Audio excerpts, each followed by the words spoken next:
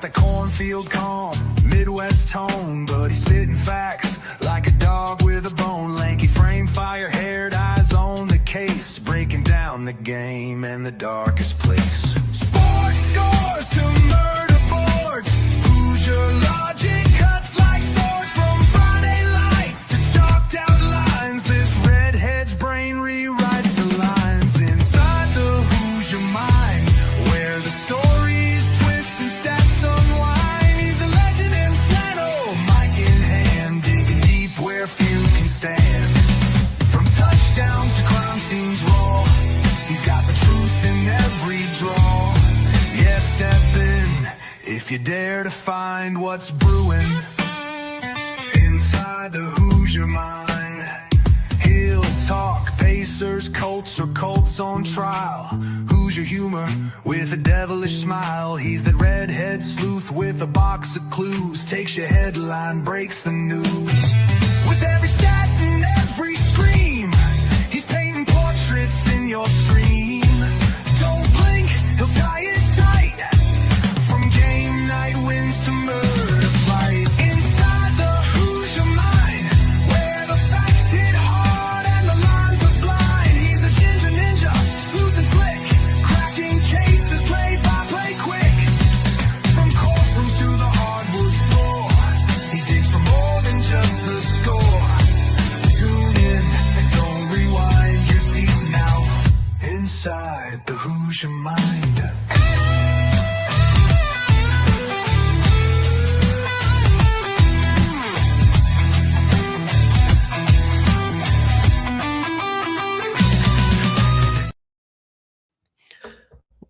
All right, what's up, everyone? Welcome into Inside the Hoosier Mind, brought to you by Military Broadcast Radio, helping give veterans a voice, and by Gunfighter Beard Company.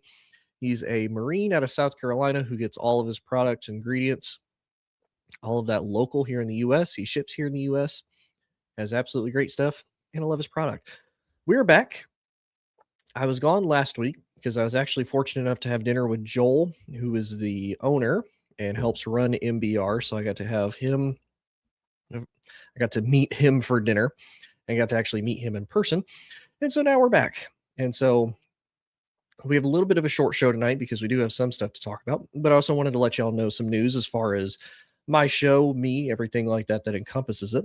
So we do have a little bit of some stuff that's going to be planned for the summer and this off season. So starting on June 2nd, so in about 2 weeks, I'm going to do a show every Tuesday, just like I do now. And it's going to be a college football for dummies. So essentially, if you have anybody in your family, if you know anybody, or if you're new to the show and you're like, I want to know more about college football. I just want to know more about football in general because your family, your loved one, whoever is obsessed with it, and you just want to learn the basics so that way you can at least know what in the world you're talking about. That's what I'm going to build it for, because I'll be honest, I had to learn a lot over the years. And it was like, man, I really wish I had somebody to kind of break it down and really teach me it. So I was like, you know what? Why don't I just do this like kind of a mini series?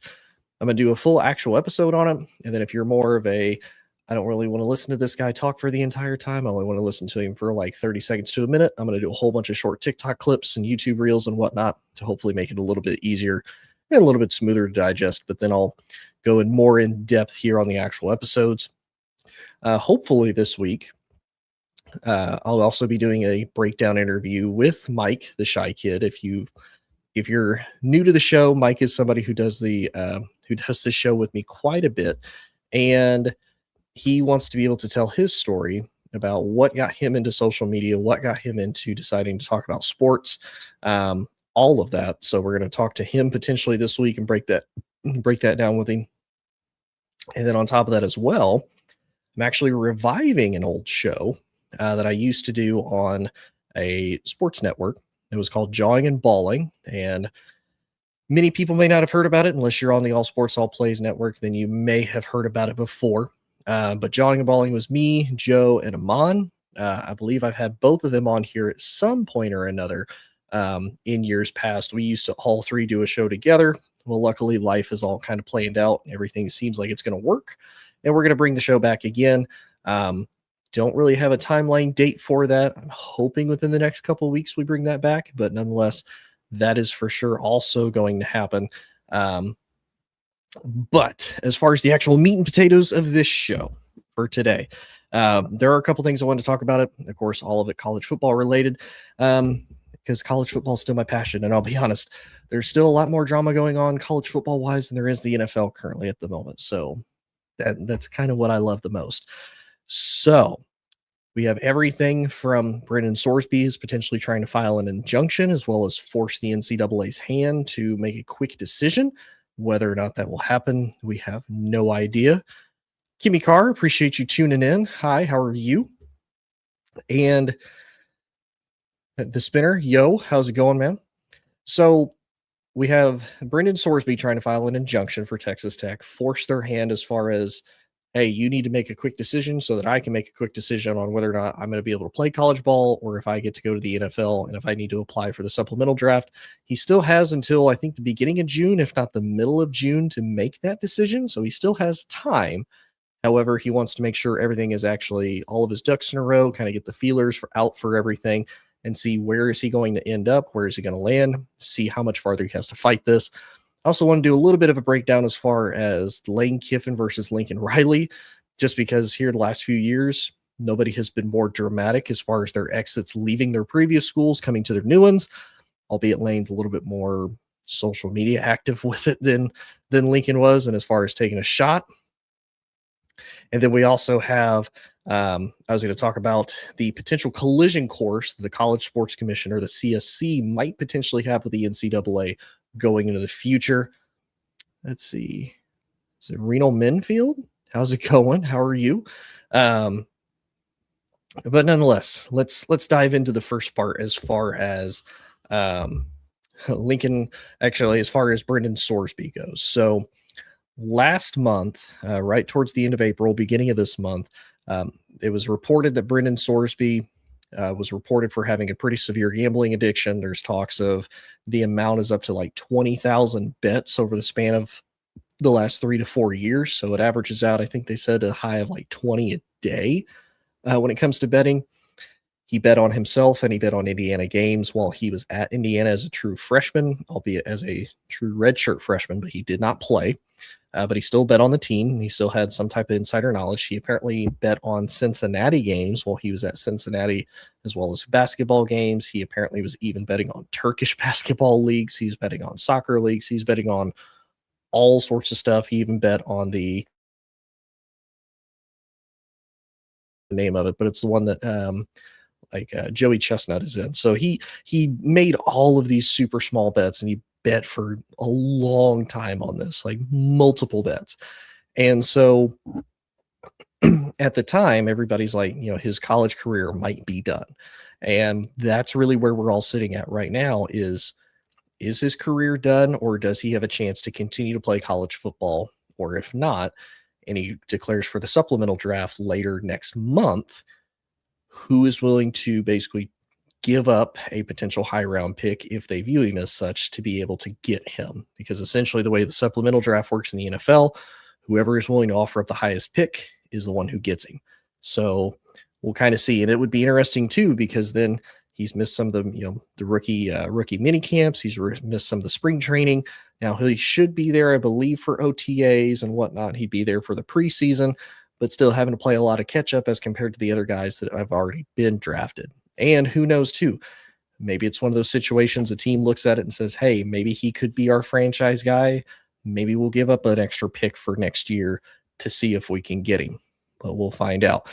But nonetheless, though, he is forcing the NCAA to basically figure out what they want to do with him. And as it sits right now, he did decide to lawyer up. He decided to go as far as a local court and a local judge out of Lubbock, Texas. And supposedly the judge that's going to be overseeing it, graduated from Texas Tech, is a huge Texas Tech fan, is a huge Texas Tech alumni. He donates all of it. So there's a lot of speculation of, will the ruling truly be fair or not? And for some college football fans, they like this and they don't like this. And one of the things that Brendan Sorsby actually put out, he did apparently offer the NCAA basically a deal. He admitted that he did the gambling and the betting on games when he was at Indiana and Cincinnati. He admitted to doing that.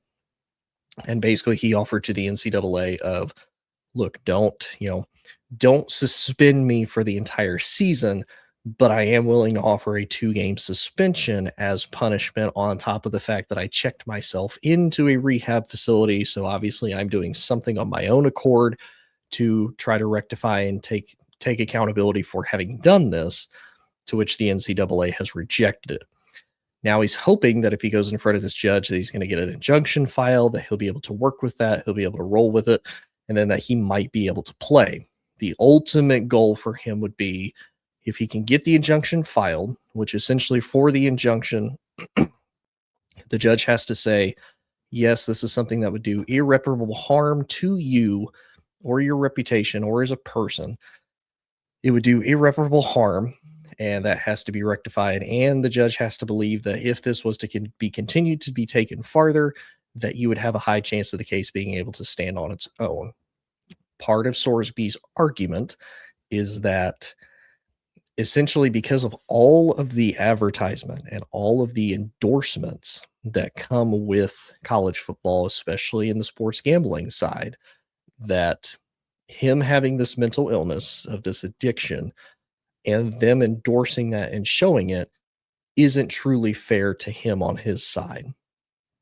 And to an extent, I do agree with him. However, you're still wrong, and it's still really hard to make that true argument for you on whether or not you should still play, because you did break the rules. I don't care if you were a true freshman, true redshirt freshman or not. You were on the team. You had better inside knowledge than anybody else as far as they wanted to make their bets. And then same for Cincinnati. Now, one approach that was actually pretty interesting was former Ohio State coach Urban Meyer has stated several times on his podcast that he does the Triple X show or Triple Option show that whoever did this is an idiot as far as allowing them to ever do any type of sports betting whatsoever.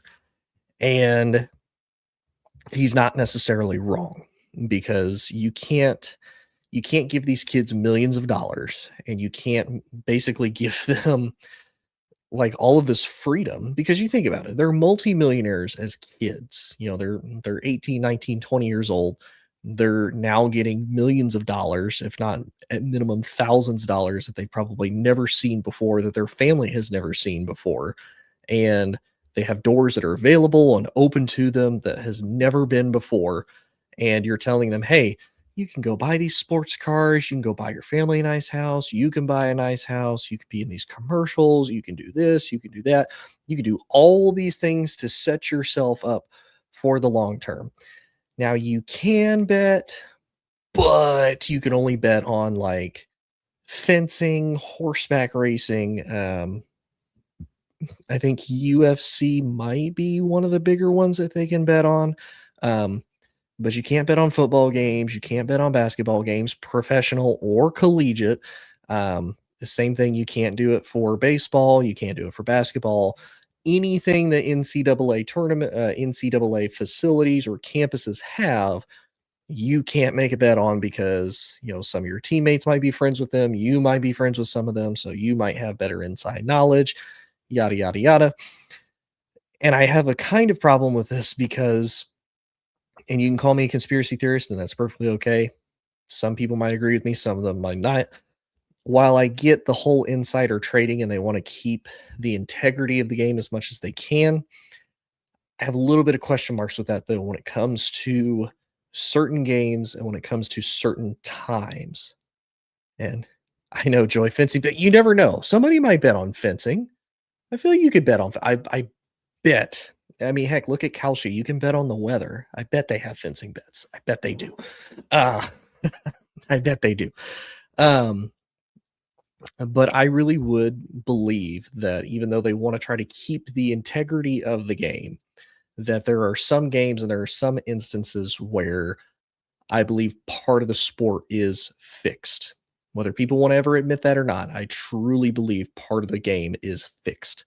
And here's what I mean by that. When you look at some of these games, like you look at games that don't matter, right? If you look at, say, like a Jets versus Browns game, for the most part, that's not going to do anything. Like the worst that's going to do, that's going to affect whoever is the top 5 pick in the NFL as far as who gets to pick what first, right? Like nobody really caring that deeply about that. But if you look at the Chiefs versus Bills, or you look at the Ravens versus like Cincinnati, um, or you look at the Texans versus like New England, those games, because historically and because some of those teams more recently have been in playoff contention, it's going to affect who gets the 1 seed, who gets the 2 seed. Are you going to be a 1 seed, or are you going to be the 5th seed? How far are you going to fall if you win or lose this game? And you notice there's a lot more just really stupid calls that are made by the ref, a lot of really bad calls. Now, obviously, as fans, we talk all the time. Refs miss really bad, blatant calls. And there was a point brought up, for the most part, they do okay. And whenever it's like, okay, yeah, we could see it.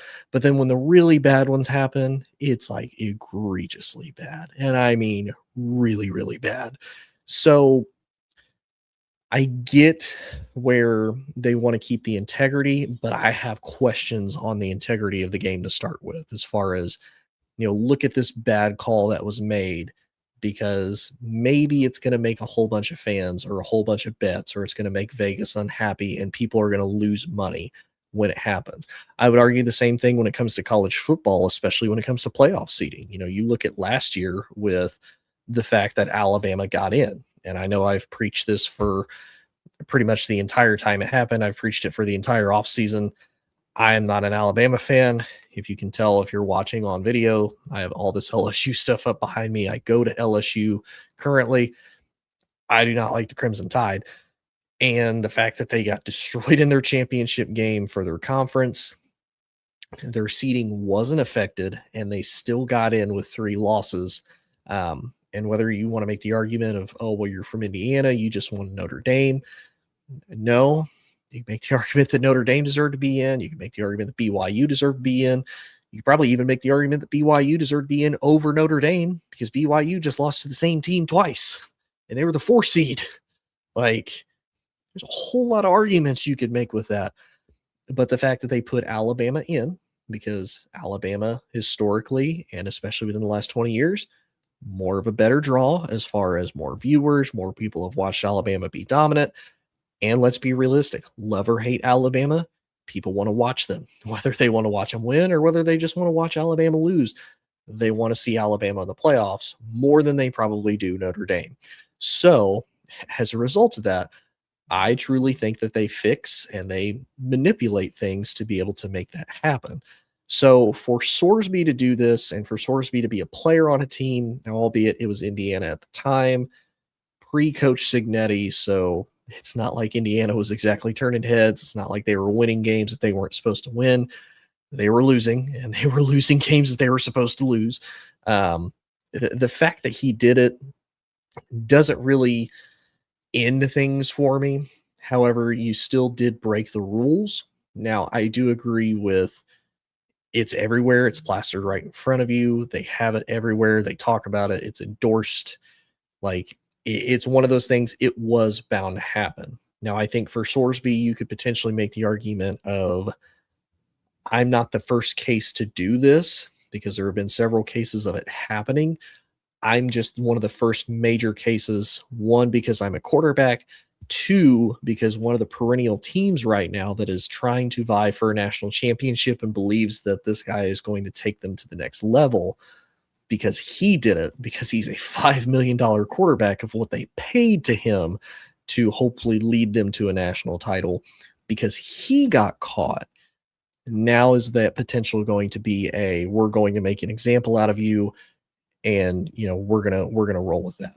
If that's the case, then that is wrong, because I get it. But while some of the rules are clear, some of them aren't. In all honesty, it depends too, because does the NCAA want to deal with the court battle and the long legal process? And depending on how this goes with the local judge, who is a Texas Tech fan, Texas Tech alumni, maybe that sees maybe that dictates how far does this get kicked down the road. And again, does he continue to try to file injunctions to be able to still play this college football season?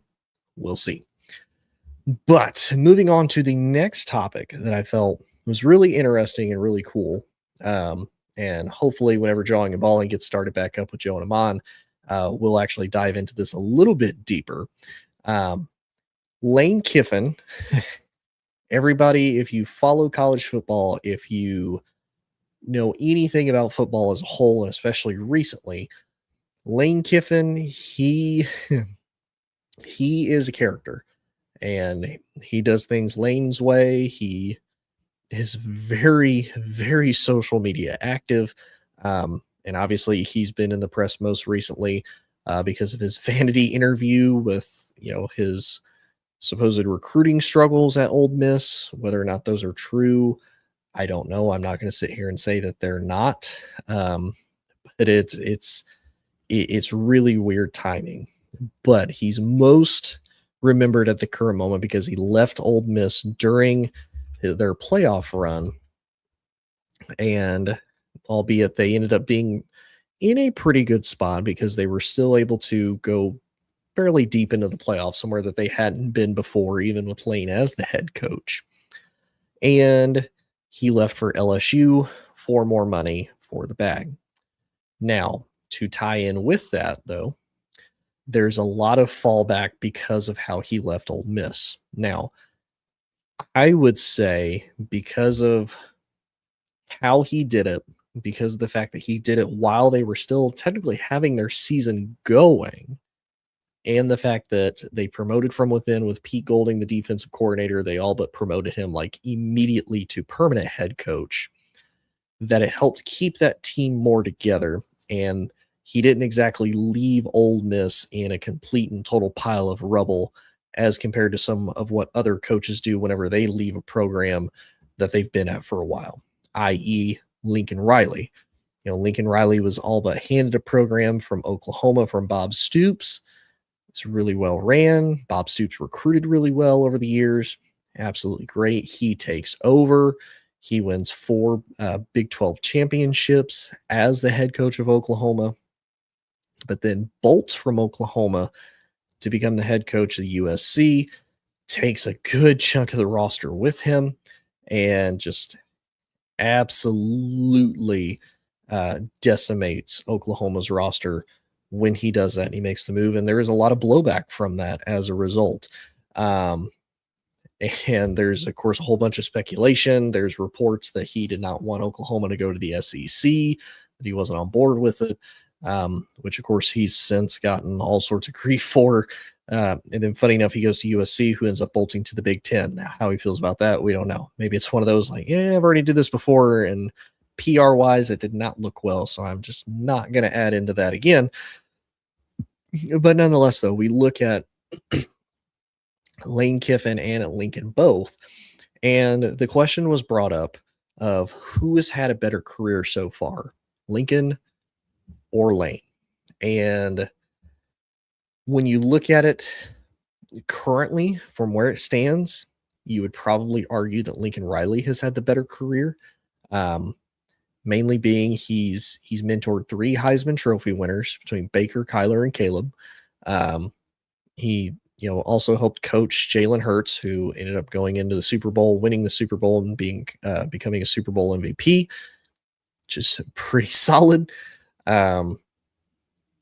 He's 90-28 as a head coach in college football. Now he's 3-5 in bowl games, which again, unless it's in the playoffs, bowl games really don't matter. Now, when it comes to the playoffs, when he's gotten in, he's 0-3. So he has not won a playoff game whenever he's entered in.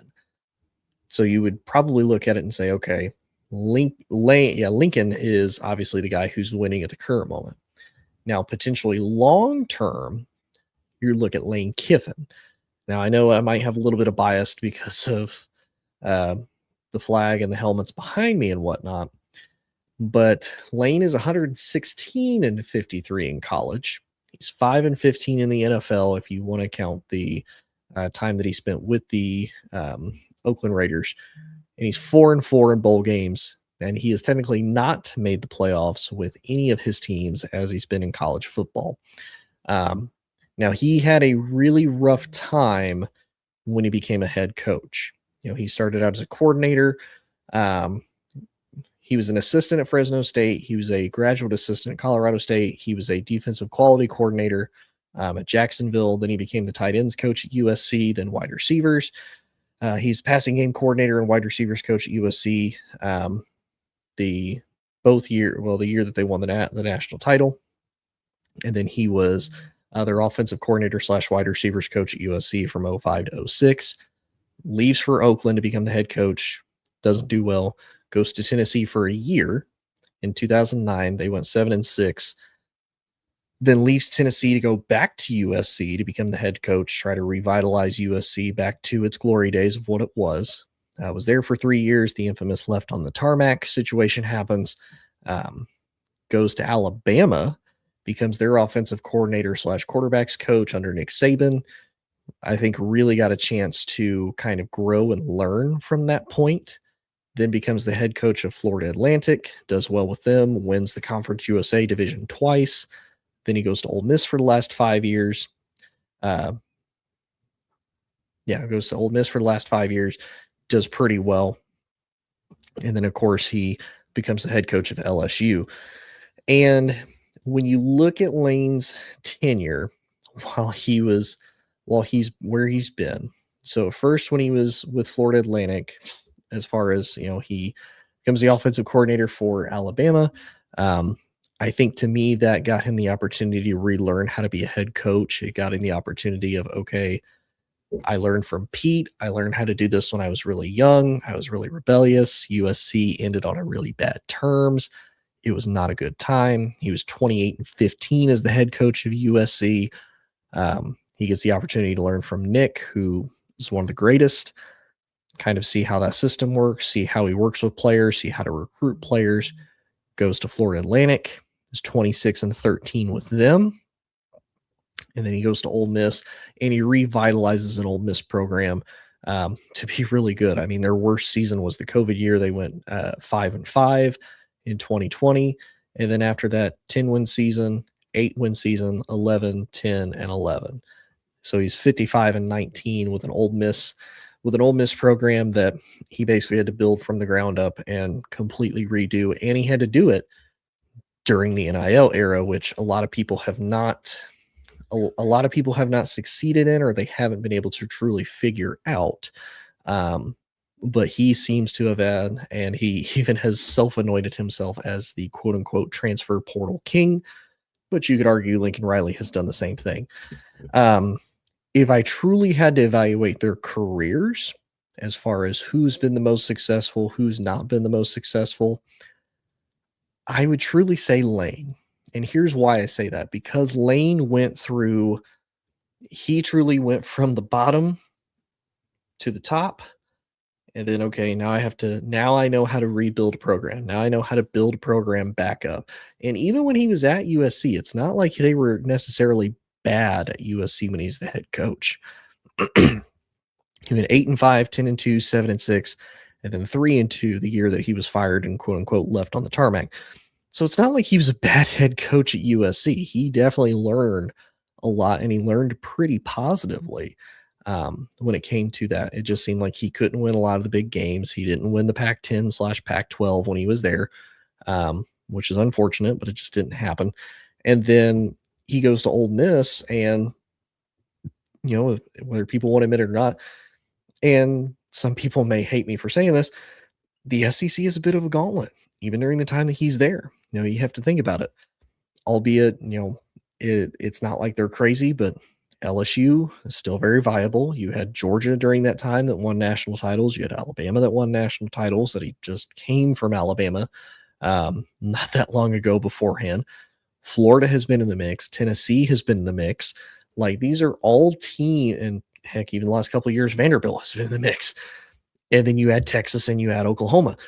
So he's been in a conference that has truly been tough. I mean, love it or hate it. And I know recently the Big Ten has truly dominated, But even before that, like, this is an SEC that you're at minimum getting a lot of top 10, a lot of top 15 teams that you're having to face constantly. And as Ole Miss, it's like, let's see what you got. And he worked really well with it, and he did really well with it.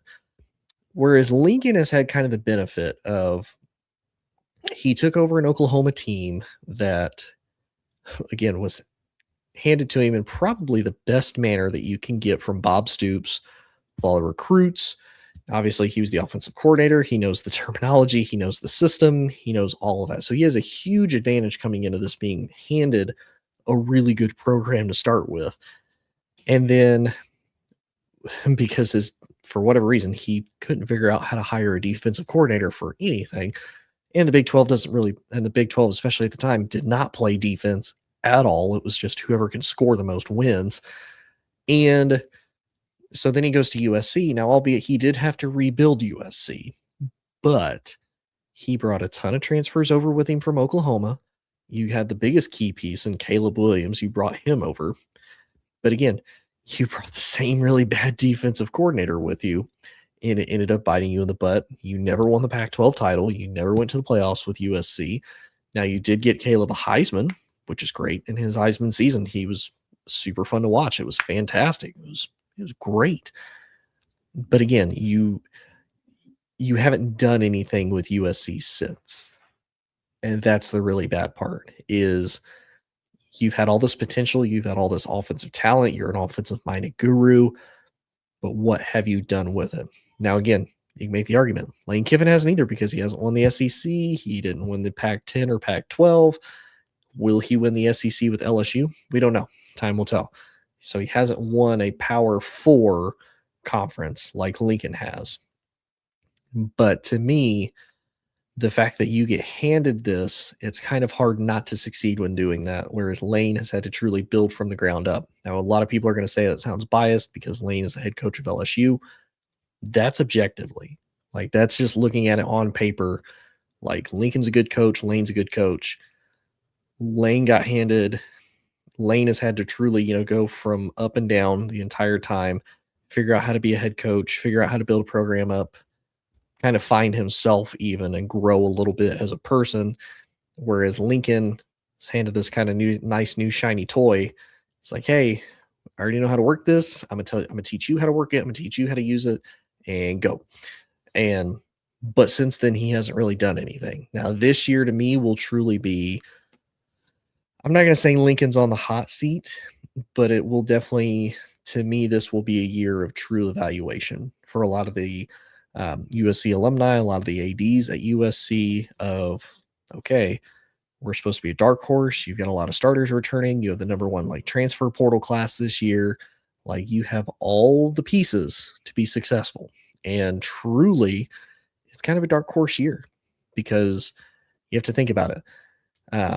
They do face Ohio State this year, if I remember correctly, without looking at their schedule off the top of my head. They do have to face Ohio State, but you don't have to worry about Penn State. Penn State's not crazy this year. Michigan, there's going to be a lot of question marks as far as how Michigan goes. So looking at their schedule, so they do have to face Oregon, but they have to face Oregon at LA. They have to face Washington, but it's at home. Now, they do travel to Penn State, but it's early in week 6, so it's early October, not terrible. They do have to travel to Wisconsin in kind of late October. That might be a little chilly. But Ohio State travels to LA, so you get them at home. Now, you do have to travel to Indiana in November, so it's going to be cold. And then you host Maryland. So you have maybe 2 losses, maybe 3 if you want to count Oregon in there. If we're, maybe just giving Oregon the automatic win, and Washington might be tough. So you might finish 8-4, which isn't bad. It's respectable, but I think USC would want more. But you could also go 10-2. Theoretically, you can go undefeated. I don't think that's going to happen, but it's possible. So to me, this is really a prove it year. Like, that's a not ridiculously tough schedule. You could still get in with 2 losses. You could maybe even squeak in with 3, depending on how your conference play goes, depending on how the rest of the conference goes. But you don't have to face Michigan. Michigan's in a rebuild. Penn State. Now, Penn State's the big question mark because you get all the transfers from Iowa State. How does Matt Campbell do in his first year at Penn State? And they might be rolling by that time. We don't know. But to me, this will be a true evaluation year for Lincoln Riley of, do we keep you as the head coach or do we move on? And of course, people might argue, and I would even question myself if I was on the other end of it. If you do fire him, if say USC isn't happy with how Lincoln Riley does this year and they fire him, who do you get to replace him? Like, who do you realistically want to go after? Now, obviously, Charlie Weiss might be a name that gets thrown in there. One of the Georgia coordinators, with the exception of their offensive coordinator. I believe the defensive coordinator for Georgia would probably be thrown in there, all of that. So it'll be interesting to see how this year goes. Like I said, as far as if I had to compare the two, currently right now, I would give Lincoln the edge over Lane, but I think long-term Lane will get the edge over Lincoln as far as who's going to end up having the better career. But that's just me personally. And of course, our last topic, and this one might be fairly quick. It was recently decided by the College Sports Commission, or the CSC, that was created as a result of the House versus NCAA 2020 class action lawsuit that resulted in a $2.75 billion settlement in June. And primarily what the CSC does is the CSC handles everything NIL related when it comes to schools. And primarily most of that was making sure that some of these athletes and some of these former students, again, mostly student athletes, are compensated their money from NIL that they would have earned from, I believe, 2014 up into currently. So that's their main thing. And they just ruled against Nebraska recently that there was a NIL deal from a Nebraska company. They had it on here. I don't know where it went.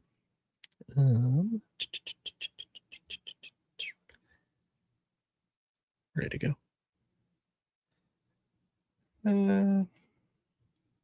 Oh, here we go.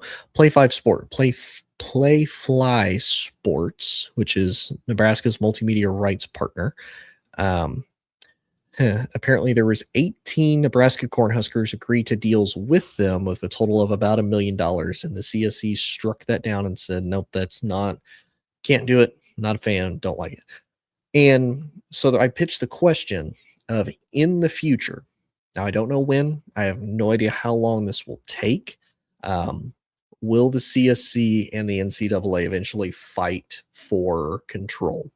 And again, if you follow college football, as everybody knows, the NCAA is losing power every single day. They have hardly any teeth left as it stands. I believe the Brennan Sorsby is about probably the only thing they have left that's viable as far as teeth goes. But it's already not looking good for them. And so now you have the CSC that is moving to take their place, and a lot of people want the CSC to take their place.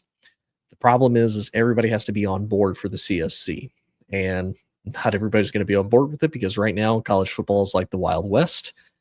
You can steal players, you can tamper, you can pay players, you can get players to enroll and then de-enroll, even though supposedly that's not a thing. They don't do the ghost enrolling, but again, we'll see if that truly comes to fruition or not.